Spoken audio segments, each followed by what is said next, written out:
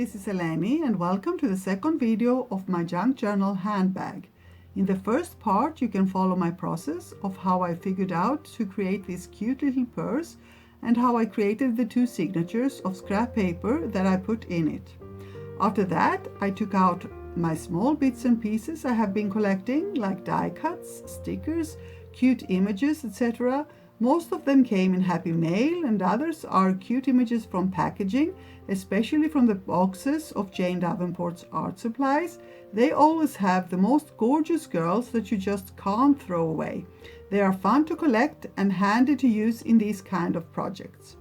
I also took out pieces of scrap paper and ribbons, small embellishments, beads and whatnot, and created tags, pockets and layouts, trying to use as many of them as possible to embellish my junk journal. This is a messy, as you can see, process, and it takes hours and hours of fun creative play, so of course I didn't record it all on video. I just show you a little bit of the process here so that you can get an idea of how to do this, especially if you have not done anything like this before.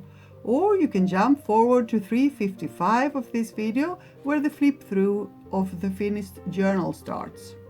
My signatures have around 18 scrap papers in them, some of them pretty thick, and with all the rest of the papers I put in there as tags and pockets, it is a little bit hard to close.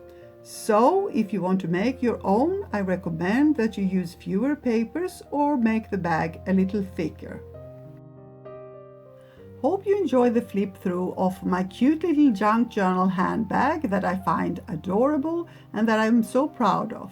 And if you do, please give it a thumbs up, leave a comment under it, but also make sure to subscribe to my channel and click the bell to get notified about my new videos. Thank you so much for being here. Stay safe and see you soon. Love and kisses.